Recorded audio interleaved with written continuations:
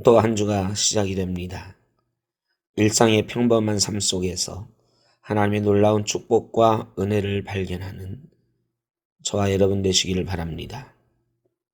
잃고 보니 소중하고 없어지니 귀한 것이 얼마나 많습니까? 일상의 익숙함에 속아 소중함을 잃지 않고 또 한 주간 주 안에서 은혜 가운데 살아가시기를 바랍니다. 오늘 우리에게 주신 하나님의 말씀은 레위기 12장 5절입니다. 여자를 낳으면 그는 2일 동안 부정하리니 월경할 때와 같을 것이며 사년이 깨끗하게 되면 66일을 지내야 하리라. 아멘. 오늘 이 말씀은 언뜻 보면 하나님이 남녀를 차별하시나 이런 생각이 들 수 있는 말씀입니다. 여자를 낳으면 그는 2일 동안 부정하리니 남자아이를 낳으면 한 일해 동안 부정하고 여자아이를 낳으면 2일에 동안 부정합니다. 사년이 깨끗하게 되는 기간도 2배입니다. 왜 그럴까요? 하나님께서는 남자와 여자를 차별하시는 분일까요? 그렇지 않을 텐데 말이지요.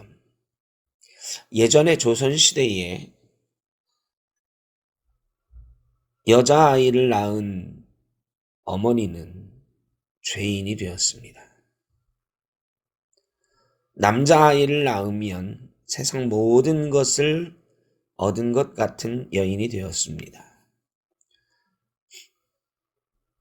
남아 선호 사상. 남자가 대를 이어가고 남자가 세상을 지배한다고 믿었기 때문입니다. 구약시대는 사실 하나님의 정신은 그렇지 않았으나 그 당시 문화 속에서 사람 숫자를 셀 때 여자는 세지 않았습니다. 우리의 유교 시대보다도 더 어쩌면 여자를 사람 취급하지 않는 그런 세상이었던 것 같습니다. 이런 때에 여자 아이를 낳은 어머니는 산모는 어떻게 했습니까? 아이를 낳았을 때에 제일 먼저 물어보는 말이 남자예요, 여자예요? 남자아이면 다들 웃으면서 남자라고, 잘했다고 이렇게 말해줄 텐데 여자아이면 다들 실망한 표정으로 혹은 산모를 걱정하는 표정으로 말을 안 하든지 여자야, 공주야 뭐 그랬을 것입니다. 산모의 마음이 많이 아팠을 것입니다. 마음이 아프면 몸도 약해집니다. 남자아이를 낳았을 때는 회복도 빠릅니다. 마음이 즐거우니까 행복하니까 그렇죠. 하나님께서 여자아이를 낳았으면 더 오랫동안 부정하고 그렇게 말씀하신 것은 남녀를 차별해서가 아닐 것입니다. 오히려 산모의 마음을 잘 아시는 하나님께서 오히려 위로하시고 보호하시는 뜻이 계셨던 것 같습니다.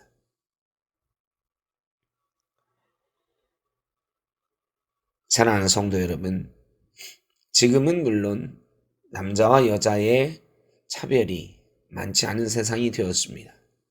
그러나 여전히 우리는 남자와 여자가 조금은 불평등한 세상에 살고 있는 것 같습니다. 그래서 여성 평등을 이야기하다 보니 여성의 인권을 더 신장시켜야 된다 얘기를 하다 보니 사실은 왜 여성만 이렇게 우대하느냐 하는 남성들의 비난과 원망도 나오고 있는 실정입니다.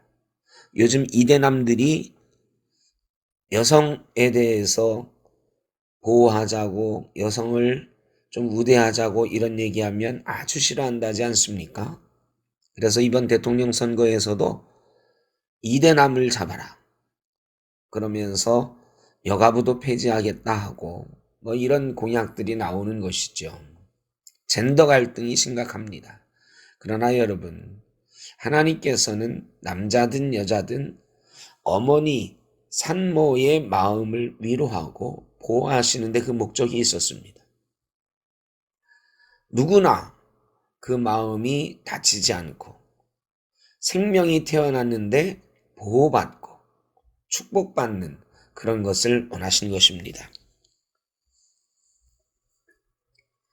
성차별이 아니라 생명을 소중히 여기시는 하나님의 마음이 담겨 있는 말씀입니다.